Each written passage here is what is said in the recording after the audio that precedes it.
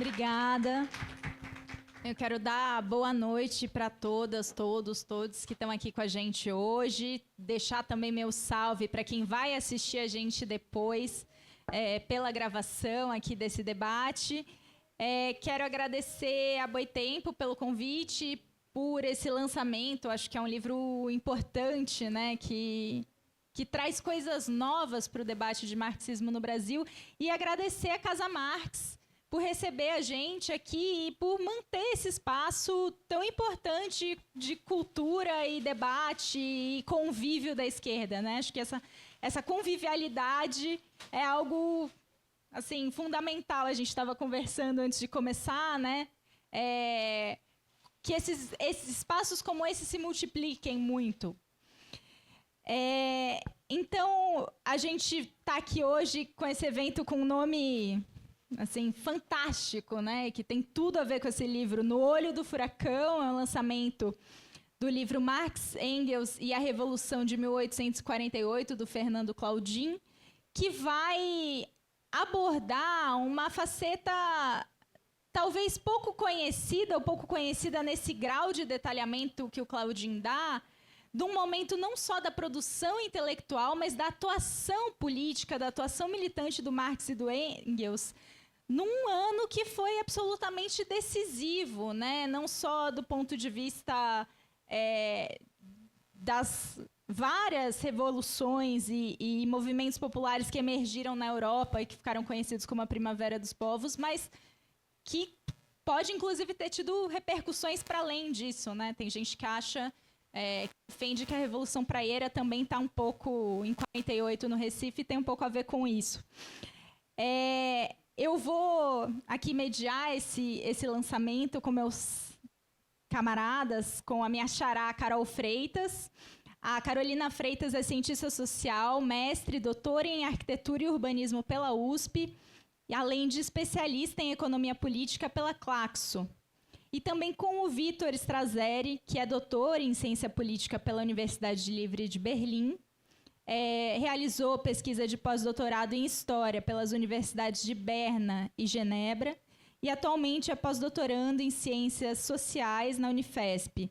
Ele se dedica à obra do Weber na pesquisa, também à história do pensamento marxista, dos partidos de esquerda e dos movimentos sociais em diversos países.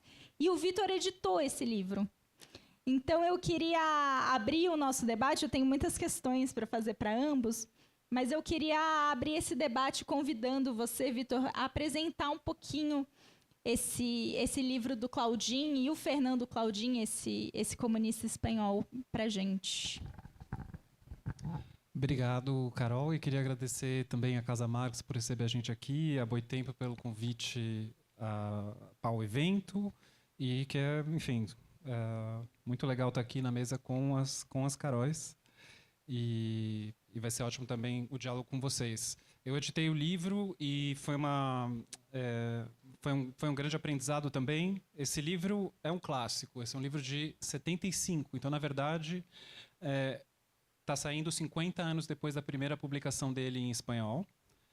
O autor, o Fernando Claudin, é um espanhol que, na época, morava fora da Espanha, porque a gente ainda está no período do franquismo, no final, né? O Franco morre em 75.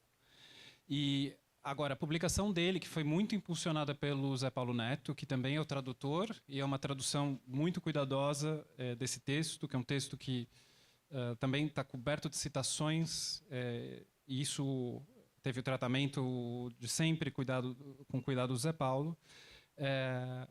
Ele é um clássico por algumas razões. E assim eu vou falar rapidamente já do porquê editar esse livro e do porquê acho que vale a pena lê-lo hoje. Primeiro, pelo tratamento do próprio tema. Ele continua a ser a melhor obra sobre o envolvimento do Marx e do Engels nas revoluções de 48 e 49, direto e na contextualização mais ampla do panorama europeu. Mas essa obra ela vai além disso. Ela tem 3 partes. Ela primeiro dá ela faz um resumo do desenvolvimento intelectual do Marx e do Engels até 48, até eles terminarem um manifesto no fim de 47. Então, o que eles qual que é o pensamento político, teórico-político do Marx e do Engels até aquele ponto. Isso é um quarto do livro, mais ou menos, o primeiro capítulo. Depois você tem o grosso, assim, o miolo é a narrativa realmente dos fatos da Revolução, do desenrolar e do papel do Marx e o Engels no meio de tudo isso. E no fim, que esse segundo chama a prova da prática, e no fim o Fernando Claudin faz um balanço do que o Marx e o Engels aprenderam com tudo isso. Essa que também dá mais um quarto do livro. Além disso, ele tem muitas e muitas notas, mas ele é um livro de muitas e muitas notas, que não é um livro assim acadêmico. As notas estão aí porque ele não pressupõe nenhum conhecimento prévio da história da Hungria ou do que está acontecendo. Ele vai explicar tudo isso e ele vai explicar também todos os conceitos que ele usa. Tá? É um livro muito acessível.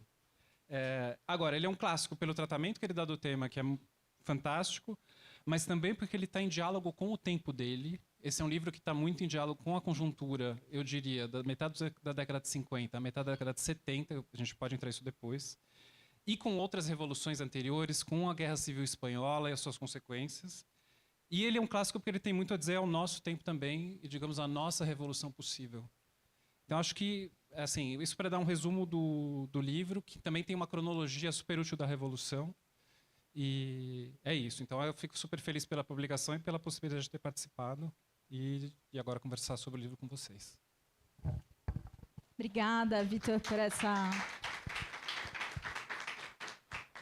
primeira apresentação e por resgatar esse caráter clássico, né, do livro.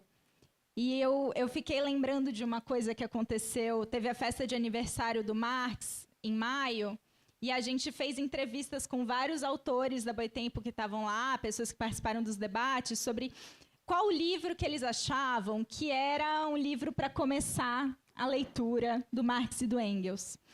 E todo mundo foi unânime em dizer o Manifesto do Partido Comunista. E uma das respostas dizia que assim, a gente tinha que começar a ler o Marx e o Engels pelo texto mais apaixonante deles. E eu acho que tem um pouco dessa coisa do que traz o livro, né, de colocar... O manifesto ele é publicado no começo de 48, já sentindo, né, já antecipando essa revolução que vai estourar e que ganha dimensões estrondosas, né? Eu queria te pedir um pouco para comentar, Carol, assim, até porque a gente não se conhecia, né? Mas a gente tem muitas amigas, amigos em comum por causa da militância, né? Que é uma faceta que a gente pensa pouco quando a gente pensa no Marx e do Engels, apesar de tê-los como teóricos, enfim, do comunismo, da revolução, né? Mas falar um pouco dessa descoberta que tem esse livro, nesse sentido.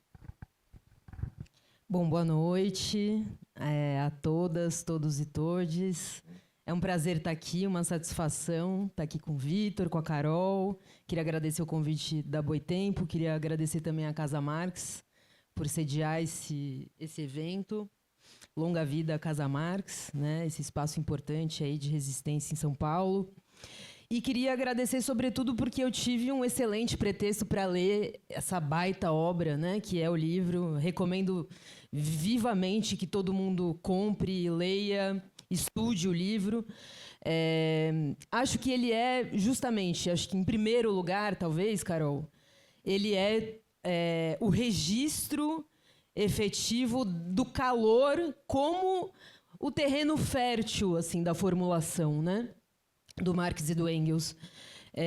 Porque o livro ele vai explorar, evidentemente, o manifesto como uma captura atmosférica desse tempo revolucionário que se deu, né, e se desdobrou em 48, mas ele vai reunir escritos que eu considero pouco conhecidos pela militância política e pelas pessoas que, de alguma forma, têm uma referência no pensamento marxiano, no pensamento marxista. Textos que eles escreveram no calor dos acontecimentos e que demonstram também uma atividade muito viva, crítica e autocrítica, né? Um autoexame permanente sobre a formulação para a ação. Eu acho que os textos reunidos aqui, sobretudo os artigos na Nova Gazeta Renana, que era o diário fundado pelo Marx e pelo Engels, o qual eles dirigiram, né? Fundado justamente nessa temperatura quente de 48, e que vai demonstrar como eles evoluem, né, assim, com idas e vindas, com nuances importantes, ou seja, de uma maneira profundamente dialética também, a maneira como eles viram um processo revolucionário, da revolução à contra-revolução. Né? E eu acho que a Revolução de 48 ela é uma quina histórica fundamental, porque ela é, ao contrário, por exemplo, da Revolução Francesa ou da Revolução Inglesa, que vieram antes, ela é uma revolução que pressupõe esse protagonismo da burguesia, né, na Europa inteira, varrendo os escombros das estruturas feudais de antes, mas, ao mesmo tempo, com um ator novo, que era o proletariado, né? Ou seja, esse sujeito que emerge e ao qual eles não interpretam simplesmente, né? Mas que eles querem mover em direção a passos, né, que consigam, enfim, chegar na estratégia da conquista do poder pelo operariado, essa classe que já era uma classe em relação ao capital, já era uma classe em relação ao modo de produção capitalista na Europa, mas não era uma classe propriamente em relação a si mesma, né? Não era uma classe que tinha força, organização e estratégia para lutar, para se debater contra a burguesia. Inclusive porque era um processo complexo e contraditório, no sentido de que houve no seu início também uma certa confluência tática entre o proletariado e as burguesias nacionais nesses países também, muito embora isso rapidamente vá se cindir, né? Muito rapidamente esses interesses vão se conflitar. Mas eu acho que o livro ele tem essa iluminação, né, para a Nova Gazeta Renana, para a Liga dos Comunistas, que são, digamos, as instâncias pelas quais o Marx e o Engels vão fazer a sua intervenção política. Então, é muito interessante ver assim, como os escritos têm a ver também com os episódios, com os acontecimentos e os eventos que vão se desdobrar na França, que vão se desdobrar na Itália, que vão se desdobrar na Alemanha e em tantos outros lugares na Europa. Né? Então, é exatamente a 11ª tese mesmo, né, sobre Feuerbach, que é a ideia de que a interpretação do mundo não é suficiente, inclusive para compreendê-lo, né? Que só a prática revolucionária é que poderia não apenas desviar, digamos, o caminho pelo qual a burguesia se consolidava como um poder de Estado nesses países, mas também a maneira pela qual o próprio proletariado poderia se transformar, né? Poderia transformar a si mesmo. Acho que isso está sempre em questão. Então, assim, eu vejo eles militantes, Carol, como pensadores do quente, né? Da situação do imediato, mas, ao mesmo tempo, com uma compreensão muito profunda e uma análise muito complexa sobre a consolidação dessa estratégia de consolidação do poder político burguês nesses estados. E eu acho que isso tudo assim, tem a ver também com um certo impasse, talvez, entre a maturidade dessa reflexão que está registrada nesses textos que ele analisa e a imaturidade, ao mesmo tempo, de um proletariado, de uma classe que estava em formação.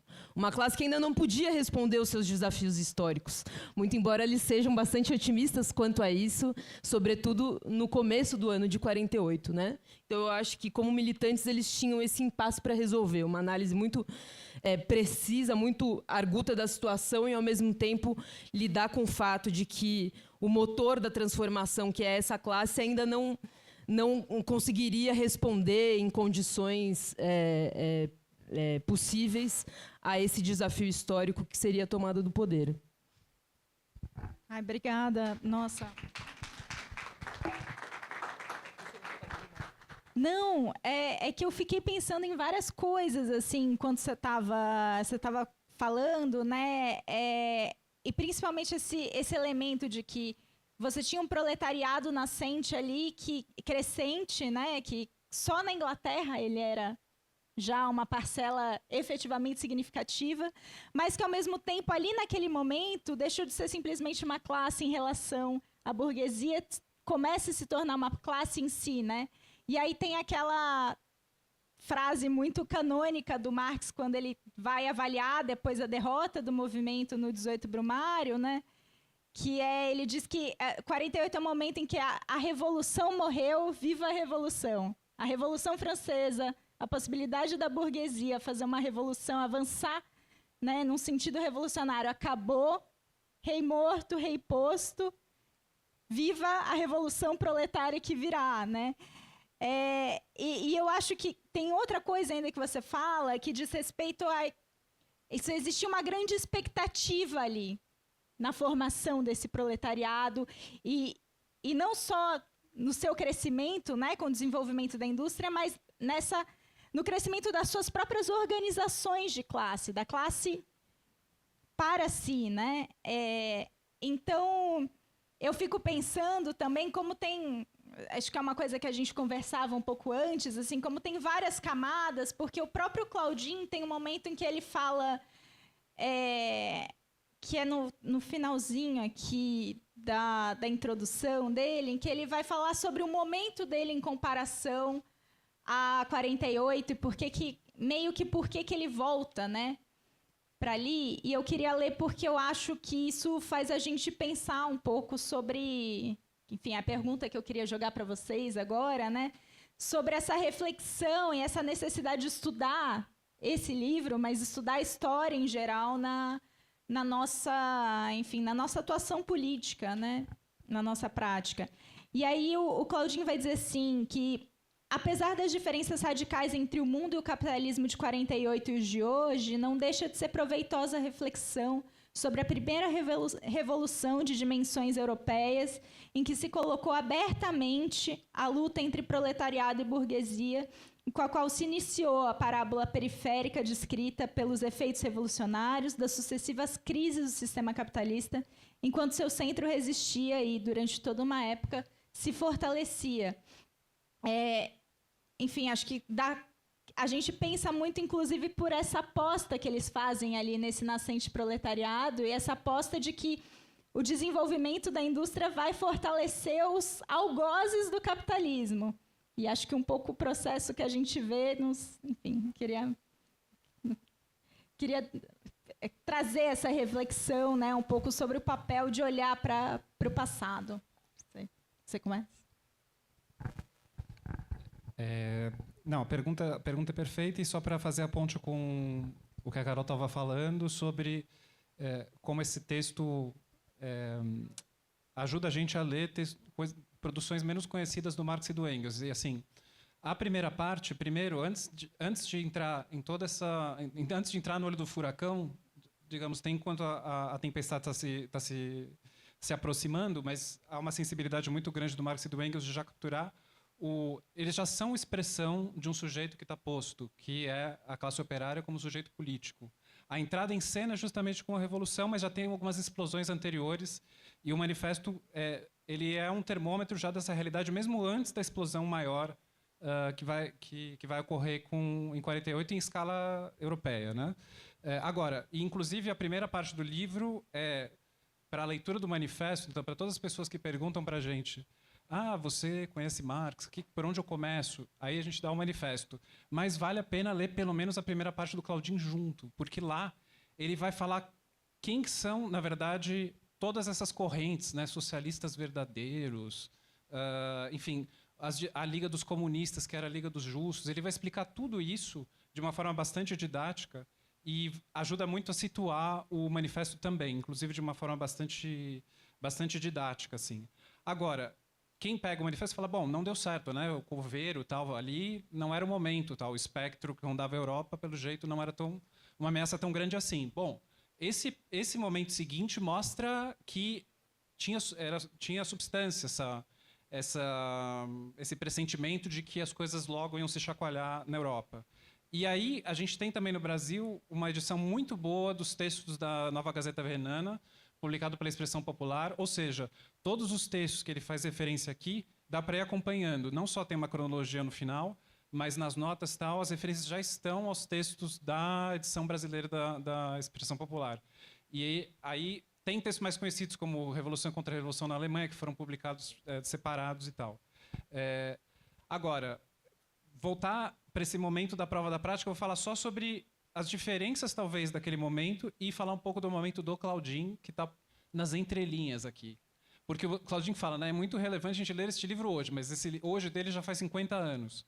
Mas ele, ainda assim, naquela época fazia sentido e na nossa também. Só para a gente entender que em 48, né, é um momento que vem depois de uma crise econômica, depois de 1847, e isso é a base da insatisfação popular que vai explodir politicamente, mas tem uma série de outros fatores. Agora, o que é a política naquela época? Não existe partido político como a gente conhece, não existe exatamente sindicato, sobretudo no contexto europeu, que a maioria dos países está sob o absolutismo constitucional, no caso da França, em outros nem isso. Inclusive na Alemanha do Marx, que nem existe direito, ela é um monte de principados e reinados e cidades tal, fragmentadas.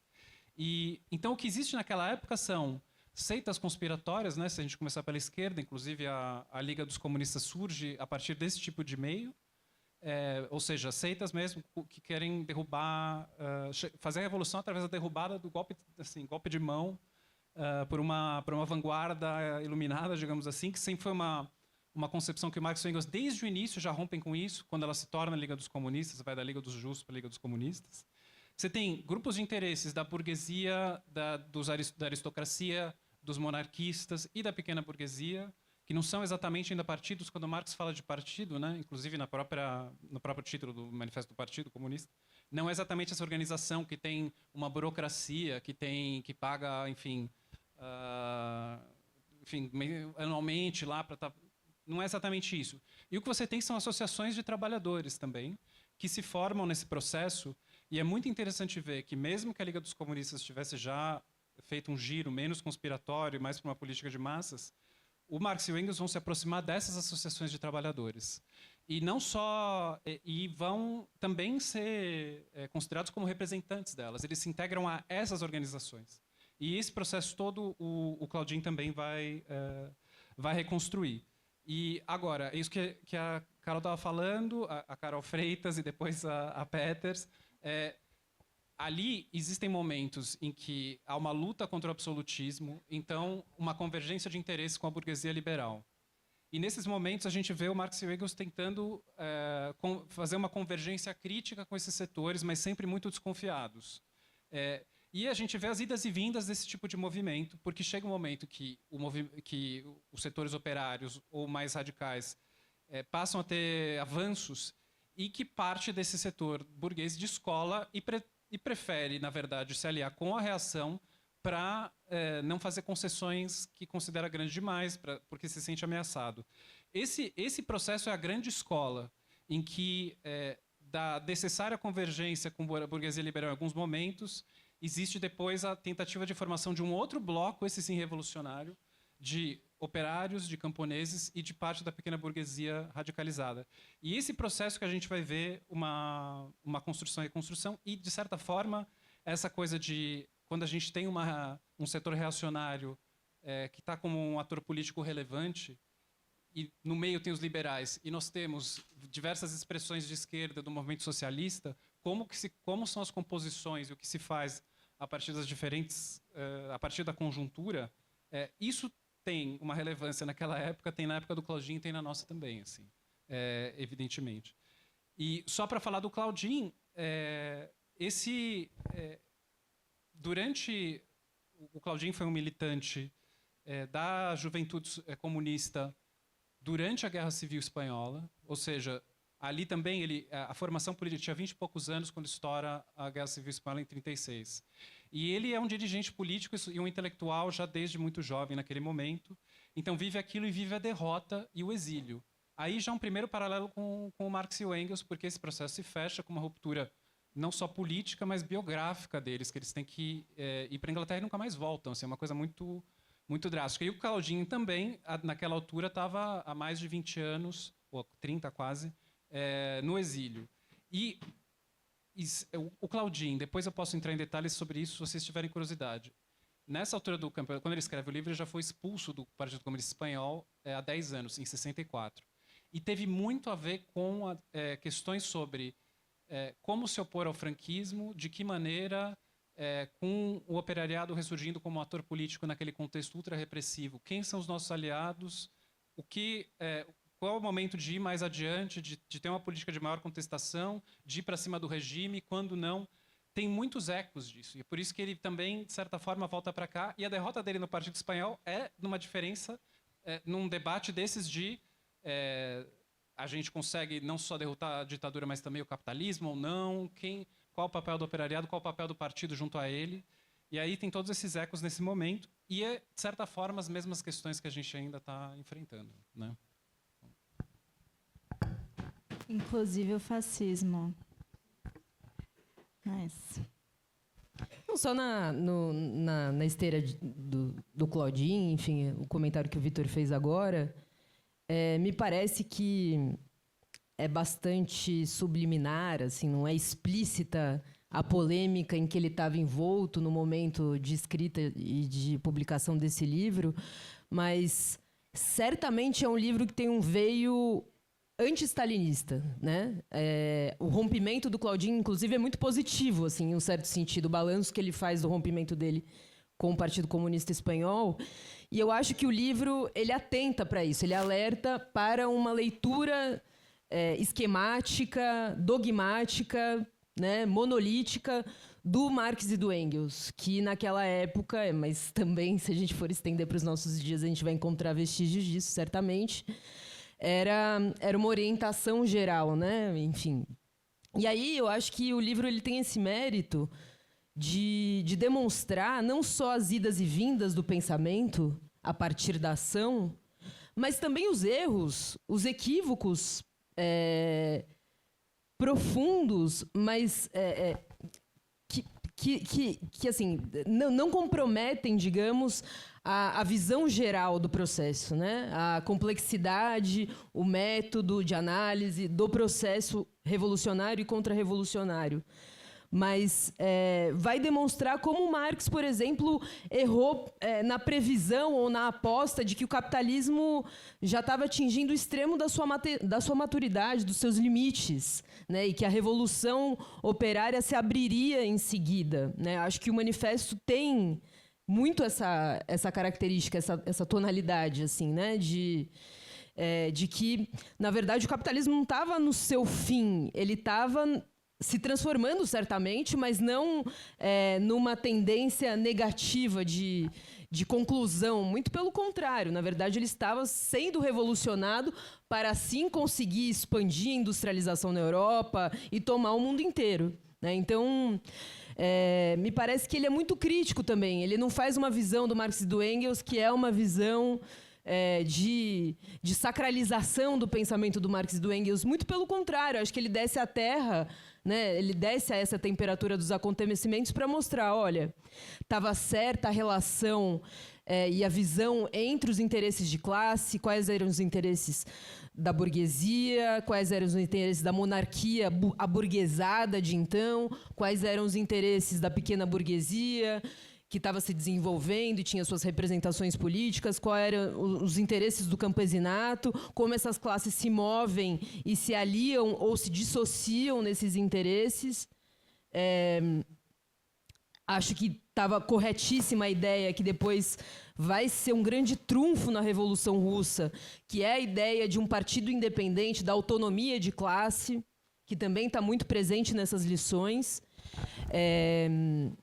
Né? Enfim, a crítica a uma visão etapista, eu acho que já estava presente ali. A própria ideia de uma revolução permanente, de uma revolução internacional, estava ali também, porque eles faziam a aposta veemente de que o processo na França daria o tom também dos processos nos demais países em que o curso revolucionário se dava. Mas ele faz essa crítica de que...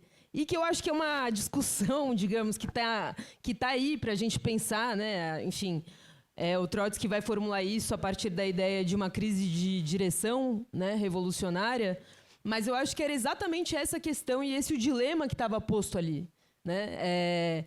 As condições maduras do ponto de vista do desenvolvimento das forças produtivas, mas uma imaturidade no próprio sentido ali das tensões nas relações de produção entre capital e trabalho.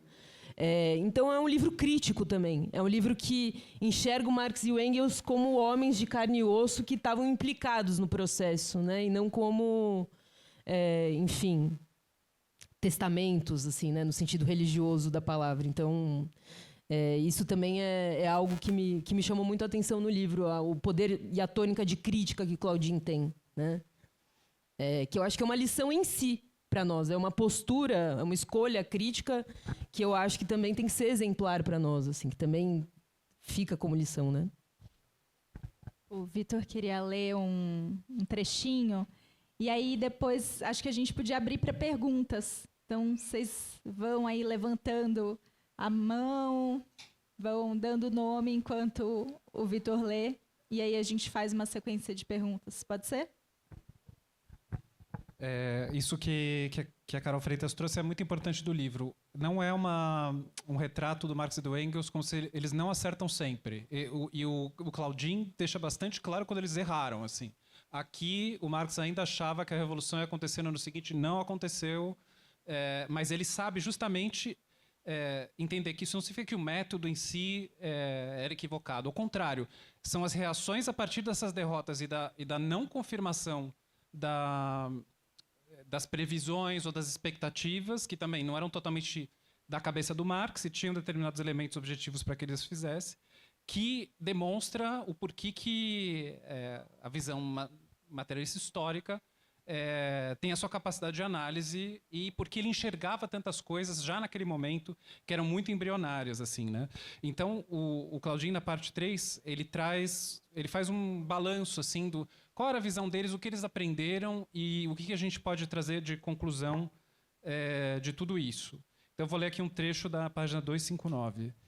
Mesmo sendo errônea a sua ideia central, a tese do esgotamento histórico do capitalismo em meados do século XIX, essa concepção era a expressão clarividente, genial em alguns aspectos, de tendências ou problemas reais que ulteriormente haveriam de generalizar-se na fase imperialista do capitalismo e exercer influência decisiva na evolução da humanidade. Aí ele dá 3. Em primeiro lugar, a tendência a que as contradições do capitalismo como sistema mundial desemboquem em crises revolucionárias na sua periferia, antes que em seu centro, onde, aspas, a possibilidade de compreensão, diz Marx intuitivamente, é maior que na periferia. Né? Então, essa coisa de a revolução sempre acontece onde ela não deveria acontecer e onde ela tem que acontecer para que ela se afirme, ela acaba sendo impedida, que é no centro. Né? Isso está muito dado, a dinâmica centro e periferia é constante nesse texto. Isso é uma coisa que antecipa uma dinâmica mais global ao longo de todo o século XX. Né? Em segundo lugar, a tendência dessas revoluções a se transformarem em proletárias ali onde o capitalismo e o proletariado tenham alcançado, no interior do seu atraso, um certo desenvolvimento, e inclusive numa fase histórica mais recente, onde existem apenas grupos sociais que, por decisão voluntarista, vêm-se estimulados nessa direção pela própria dialética da luta anti-imperialista. E aqui, estamos na década de 70, o Claudine está pensando nas lutas anticoloniais, de libertação colonial, que não se pode nem dizer que existe um proletariado formado, ainda que pequeno, como na Rússia, mas que aderem ao marxismo, tem um programa socialista, etc. Em terceiro lugar, a problemática de que essas revoluções possam realizar-se praticamente como proletárias, sem que a revolução proletária tenha triunfado na área do capitalismo maduro. Né? Então dá para ver o que ele está refletindo com as questões da revolução que estavam pós da década de 70 e que, de certa forma, ainda são as de hoje. Gente, temos perguntas? Senão eu vou ter uma pergunta. Tá, enquanto vocês vão tomando coragem, vão se animando.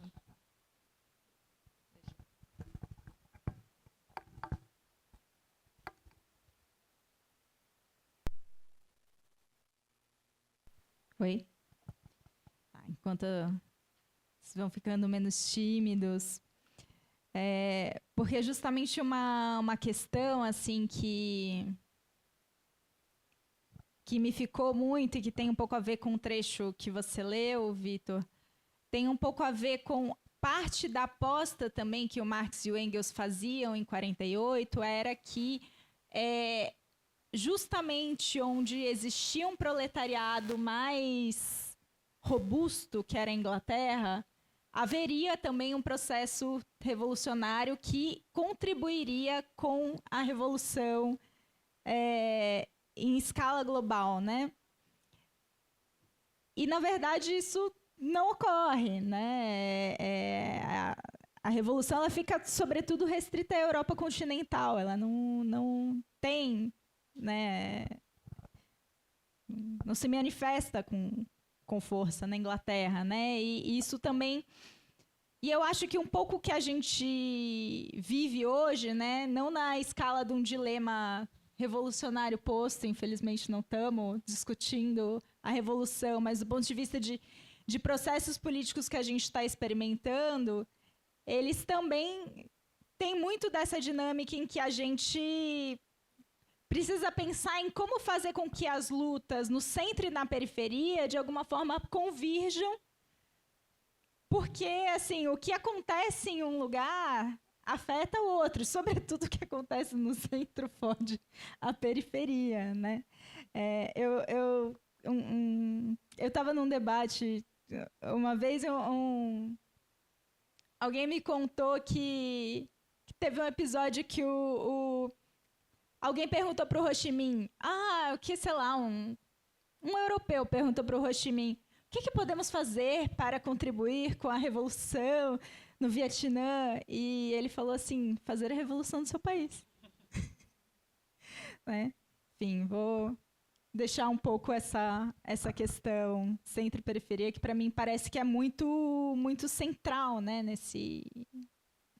no modo como a problemática vai se desdobrando, não só sobre 48, mas sobre o problema da revolução em geral, né? Vou começar agora. Com certeza, acho que ele enfatiza isso no livro e enfatiza justamente esse fato de que essa aposta de fazer a revolução no centro de tal modo que ela se espraie para o restante dos países periféricos, enfim, em que essa burguesia não tinha ainda amadurecido, digamos, os seus mecanismos de dominação e até a ampliação mesmo da própria indústria, né? Então, eles vão, por exemplo, admirar de alguma forma, prestar muita atenção no cartismo, por exemplo, na Inglaterra, né? E também na aposta tática de disputar o parlamento, que era algo que também dentro da Liga dos Comunistas era polêmico, né? Não era consensual, assim. E o Marx e o Engels, eles não tem que apostar nesse tipo de acúmulo, ainda que não seja o nosso estágio final, né? De conquista do poder, mas ainda assim viam dessa forma e enfim, a coisa toda se dá de uma maneira diferente no século XX, então nem se fale, né? A gente vai falar da China, a gente vai falar da Rússia, a gente vai falar de Cuba. Quer dizer, as experiências revolucionárias, os processos que a gente conhece, não se dão efetivamente nesse centro do imperialismo, nesse centro do capitalismo.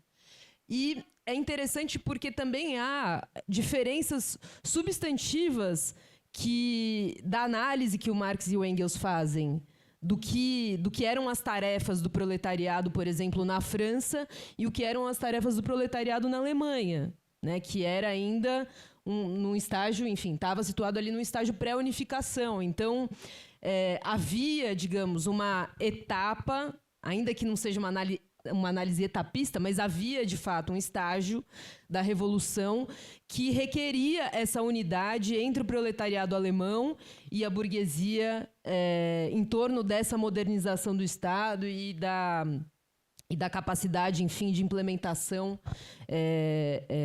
de uma nova constituição política, né? E essas diferenças também demonstram como a análise escapava de qualquer esquematismo, de qualquer fórmula pronta. Ela realmente, quer dizer, eram dos acontecimentos, da sequência dos acontecimentos, que se extraía efetivamente as categorias, as formulações, enfim, né, as posições políticas em relação, por exemplo, à disputa do poder parlamentar, que num país era necessário, mas no outro já se apresentava de uma forma cretinista, né, assim, porque também havia a ideia... A gente está falando de uma revolução que vai inaugurar o sufrágio universal, né? A gente está falando de uma revolução que, digamos, funda a democracia burguesa tal como nós conhecemos até hoje. Então, eles vislumbravam a contradição desse processo no sentido de que há uma fundação da democracia ao mesmo tempo em que, imediatamente, essa democracia se torna algo a ser repelido e combatido pela própria burguesia. Quer dizer, essa nova classe, enfim, impunha, né, o fato de que era necessário esse novo regime de dominação, mas, ao mesmo tempo, ele era permanentemente antipático aos interesses da própria burguesia, que muitas vezes, por exemplo, é o caso da Alemanha, né, é o que eles vão tratar em vários dos textos da Nova Gazeta Renana, que é a predileção de uma burguesia covarde que vai se aliar e vai se aproximar cada vez mais do poder monárquico em detrimento do proletariado e dos interesses do proletariado. Então, me chama também a atenção esse aspecto no livro, que há uma diferença de análise para o centro e para a periferia e que há também essa aposta, digamos, de proliferação, né? Eles conseguem vislumbrar, a partir da França, tanto o processo revolucionário, as etapas dos processos revolucionários que vão se dar nos outros lugares com essa referência da França, mas também a contra-revolução, né? Também a contra-revolução na França prenuncia o que vai acontecer no restante dos países. Mas me parece que é importante, de toda forma, né, esse aprendizado sobre as dinâmicas diferentes no centro e na periferia para o desenvolvimento de um pensamento internacionalista que talvez seja um dos grandes legados do marxismo, né? A ideia, a estratégia da revolução internacional, contra a qual também os algozes partidários do Claudin se debatiam contra, né? Assim, no sentido de que o mito da revolução em um só país também foi um antilegado nesse sentido, né? Dessas lições que estão presentes nesses textos, né? A revolução, em todos os registros que estão aqui no livro, a revolução só pode acontecer se ela se espraiar, né? A revolução é uma dinâmica internacional, ela não é uma dinâmica nacional. Então, eu acho que isso também, em relação a esse aspecto do centro e da periferia, é importante. Para ficar nesse ponto do internacionalismo, isso é uma coisa que aparece, que é muito central. Ou seja, o internacionalismo não é só uma demanda ética que o Marx e o Engels trazem por ter uma postura antinacionalista e tal. Ele tem uma função política chave e, sobretudo, se para uma revolução socialista, ele é essencial para a sua realização. E por quê? O Marx vai mostrar, ou enfim, eles vão entender que a crise econômica que atinge a Europa em 1847, ela encontra países que estão em distintos momentos do desenvolvimento capitalista. Então você tem duas pontas em todo esse processo que deixam isso muito claro, que é a Inglaterra, o polo mais avançado, assim, talvez junto com a Holanda, mas industrial a Inglaterra, e do outro lado a Rússia czarista, que sequer teve a libertação dos sérvios ainda. É um país efetivamente feudal, autocrático, e os dois vão ter um papel tímido nesse processo todo, mas de alguma forma decisivo. Um pela sua ausência e o outro pelo papel repressivo que teve, que foi a Rússia czarista. Aí há uma solidariedade entre as dinastias e o fato da Rússia czarista estar ali foi chave para o contexto austríaco, sobretudo.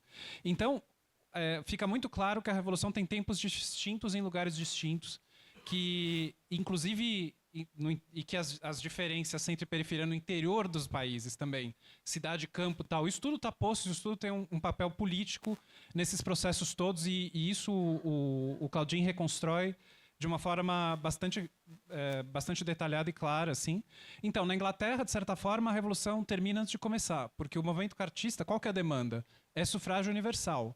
e é derrotado. Também melhora da jornada de trabalho e outras demandas. Esse era o partido de ponta, ou era a organização mais avançada operária de toda a Europa naquele momento, e ela é derrotada logo de início. Nem teve uma explosão revolucionária, ou seja, o capitalismo inglês e o sistema político inglês têm uma capacidade tanto repressiva quanto de absorção, mas que logo neutraliza essa ameaça por um tempo.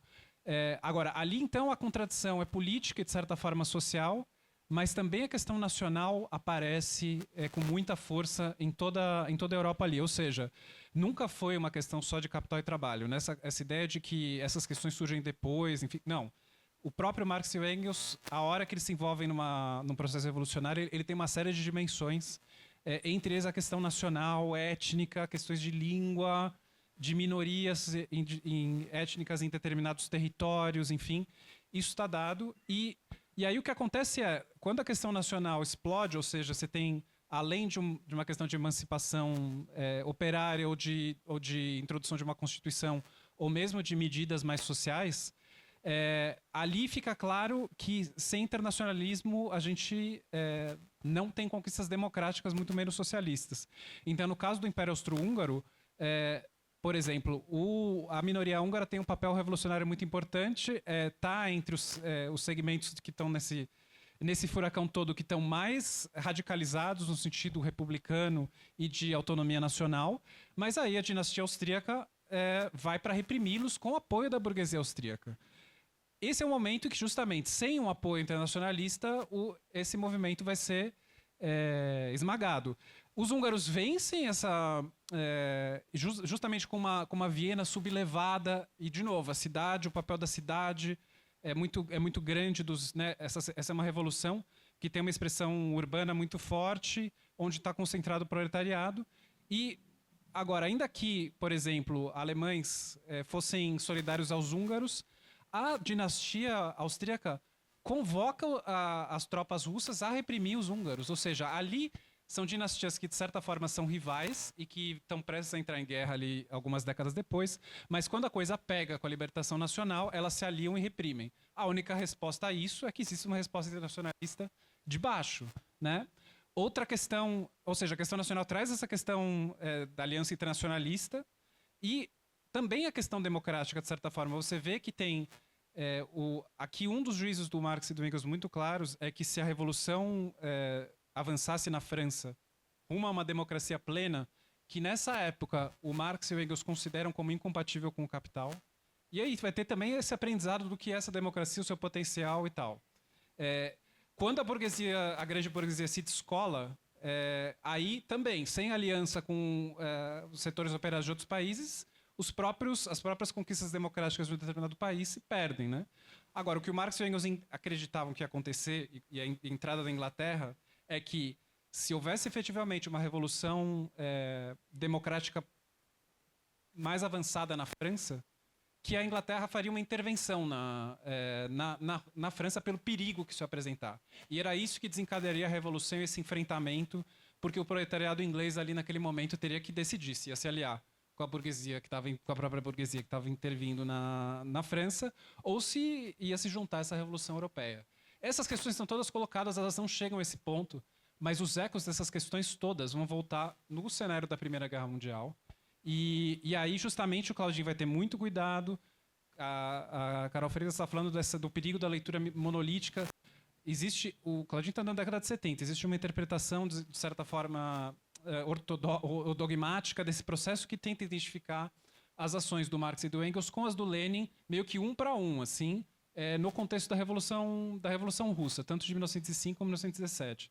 São coisas que ele vai tratar nas notas e tal. Às vezes coincide, às vezes não coincide. Às vezes a postura do Marx e do Engels digamos assim, o que o Lenin teria feito, ou dá para puxar paralelos. Às vezes o Lenin foi mais adiante, teve uma postura mais, enfim, de acelerar a revolução no momento que o Marx e o Engels seguraram e tal.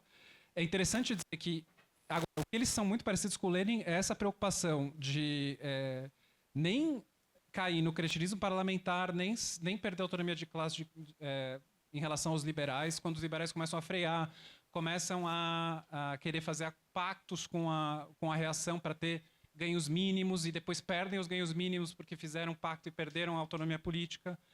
Então, isso ele faz essa crítica muito claramente, mas o Marx e o Engels têm muito cuidado com momentos que as organizações que eles estão inseridos vão fazer algum tipo de levante armado. Que isso, quando tem que ser feito no momento certo e até o fim. Isso está posto. Mas, por exemplo, existe um momento, inclusive aí, é um momento de internacionalismo. Quando o proletariado francês realmente estende os ganhos da Revolução, há setores da Liga dos Comunistas que falam: vamos fazer uma brigada internacional e apoiar os franceses. E o Marx e o Engels são terminantemente contra isso daí. Porque eles falam: isso não vai dar, é um aventureirismo, não sei o quê. Eles perdem essa briga, mandam esses expedicionários assim, que são todos reprimidos imediatamente, e isso gera, de certa forma, um retrocesso na própria Alemanha. Agora, significa que eles vão ser sempre contra isso? Não. Depende da situação, depende da leitura concreta. Nisso, a gente vê muitos paralelos com o Lenin. Assim. Então... Obrigada. Gente, temos perguntas? Nenhuma questão? Então eu acho que eu vou passar para a mesa fazer considerações finais aqui. E a gente encerra e vai tomar um chopp, né, no nosso happy hour marxista aqui. Me prometeram isso na divulgação do evento. Você quer? Não, eu queria reforçar só o convite para ler o livro. Acho que é um mapa importante, né, da velha topeira, de que o Marx fala no 18 Brumário, né, como ela foi cavucando subterraneamente isso que ele chama de viveiro da revolução, né? Porque ainda que o Marx e o Engels tenham errado na aposta de que o capitalismo estava declinando, de que ele daria rapidamente lugar a uma nova sociedade e tudo mais, eles apostam justamente na ideia de que é só dessa sociedade que outra pode ser parida também, né? A partir dessas condições. E eu acho que tem não só a questão da independência de classe, né, de uma classe em formação que precisava ter os seus próprios meios, disputar o seu próprio projeto de poder. Tudo isso, sem dúvida, é fundamental, assim, e ele recupera bastante bem, assim, bastante detalhadamente. Mas eu acho que fica para nós a ideia também, uma força que eu acho que esses escritos têm, que é a ideia de que a derrota não é o nada, né? Quer dizer, não é a vitória ou nada. As derrotas são laboratórios que ensinam caminhos novos, a partir dos quais também só se percorre quando as derrotas acontecem, né? Existe, enfim, a ideia de que o proletariado não ganhou nada no final, no desfecho de 48, mas houve algo fundamental, ele perdeu. Ele perdeu as suas ilusões. Né? E essa perda, de certa maneira, é o que poderia pavimentar a derrota, que não era iminente, sem dúvida.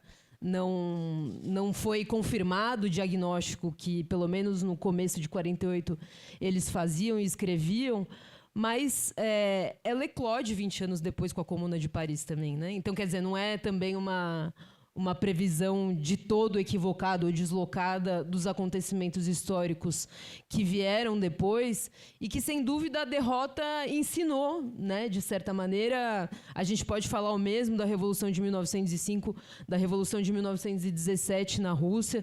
Não tenho dúvida de que esses escritos de 1848 legaram lições fundamentais, sobretudo em relação a essa disputa com independência de classe, para que as revoluções depois pudessem se consagrar. Né? Então, acho que essa lição de que a derrota ela precisa ser vivida, experienciada e formulada também, é uma lição que evidentemente tinha o seu lugar naquele momento de nascimento de uma classe, de nascimento de uma nova sociedade, de nascimento de um regime político democrático burguês, mas para nós também, que talvez vivemos o final desse regime democrático, né, ou de todas as ilusões que ele possa ter produzido no século, ao longo de mais de um século, ela segue, né? Acho que é um momento de derrota para nós. Basta a gente vislumbrar o que tem acontecido em Gaza, né? E basta a gente olhar e vislumbrar o que é o crescimento no mundo inteiro da extrema-direita. Mas é importante esmiuçar e cavucar como uma velha topeira também as nossas derrotas. Eu acho que essa é uma lição relevante também do que o Claudinho deixa para a gente.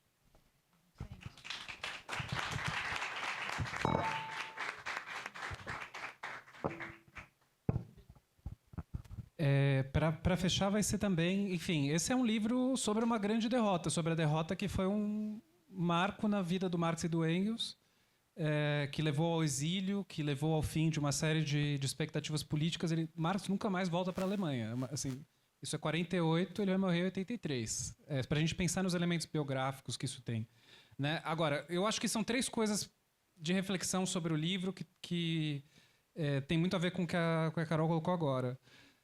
O livro tem essa coisa muito forte de teoria e prática, foi um dos temas que a gente tratou bastante aqui, mas fica claro, a primeira aprendizado aqui é que o Marx e o Engels, ainda que fossem intelectuais naqueles marcos, não foram só a cabeça, os pensantes, enquanto outros faziam. Não era assim. A dinâmica não era essa. Existia uma inserção, só podiam pensar, e só estavam tão a par dos acontecimentos porque estavam em contato direto com a luta política em si e um setor específico dela com os trabalhadores que estavam mobilizados ali, direto, com as organizações. E estavam viajando para se inteirar do que estava acontecendo na França, do que estava acontecendo em Viena, e assim na Áustria, enfim, no Império Austro-Húngaro e tudo mais. Ou seja, de que esse aprendizado não foi só o Marx e o Engels observando o que estava acontecendo. A própria atuação política foi essencial para que eles reformulassem a visão desse processo todo ao longo do que estava acontecendo. Eles têm uma série de reformulações. Por isso que esse miolo que vai contar o desenrolar da Revolução é a parte mais substantiva da Revolução, do livro. E a questão da derrota e como vivê-la, ou seja, de que a moral do livro não é como saber vencer apenas, mas é como lidar com a derrota, de certa forma, isso que a Carol está falando, entendo como se apropriar da derrota, internalizá-la e aprender e escutá-la, entender o que ela tem para dizer. Isso não só em termos políticos, isso é muito interessante, né? Esse processo é o que vai desencadear, e o fato de que a ideia de que uma crise, a crise de 47, não levou ao fim do sistema capitalista, isso é um fator muito determinante para o Marx decidir, no exílio, se dedicar aos estudos econômicos que ele tinha começado e que vão desembocar na crítica da economia política e no Capital. Agora, é muito interessante que, já durante esse processo todo, quando o Marx, por exemplo, vai para Viena, ele não só vai fazer um discurso sobre a situação da Revolução, mas ele vai fazer uma oficina, um workshop com os trabalhadores, com uma organização de trabalhadores, de um texto que ele escreveu chamado Trabalho Assalariado e Capital, que é onde ele chegou em 1847 com a teoria econômica dele. Durante esse processo revolucionário, o Marx acha que a gente tem que falar de economia política. E isso é uma coisa muito, muito importante, ou seja, não é que vem depois. Primeiro tem o Marx político do manifesto, depois foi prático, depois foi teórico de novo. Não, tá misturado e a teoria tem um papel ali no meio. E ele estava pensando, teorizando o sistema capitalista no meio de tudo isso aqui. O que eu acho bastante impressionante. E, por fim, absorver essa derrota e as nossas derrotas em curso, né? Enfim, você falou da situação de Gaza e tem o ataque à soberania nacional que está trazendo todas essas questões, né? Temos que nos aliar pela soberania nacional com outros setores, blá, blá, blá. É que uma das coisas que o Marx faz, ele não vai só estudar o capital, ele não vai só estudar a economia política depois que eles vão para o exílio. Ele vai buscar uma forma política para esse internacionalismo que ele viu que era necessário. Então, ele forma o quê? Ele é um dos criadores da Associação Internacional de Trabalhadores. Então, estava tentando buscar uma forma política para isso. Agora, essa forma vai ser eclipsada no fim do século XIX pelos partidos operários dentro do Estado Nacional, nos marcos da Segunda Internacional, que ainda são os modelos de partidos que a gente tem até hoje. E a gente nunca mais, ou tem aí tentativas diversas, tal, de encontrar essa forma política do internacionalismo socialista. E isso nunca foi tão urgente para a gente sair dessa situação, dessa sensação de impotência de o que está acontecendo em Gaza, por exemplo, e mesmo de encontrar meios para se contrapor a um ataque do imperialismo tão aberto como o que está acontecendo agora com esse governo Trump, enfim. Então, acho que essas ficam as lições e tem muito mais. Assim, leiam, é um livro também muito gostoso de ler. E queria agradecer de novo, agradecer também a mediação da Carol e a presença de vocês numa sexta no frio para a gente conversar sobre isso. E eu achei que vocês iam ficar curiosos com as fofocas da saída do Claudinho expulso do partido, mas a gente pode depois conversar sobre isso no café. Enfim, obrigado.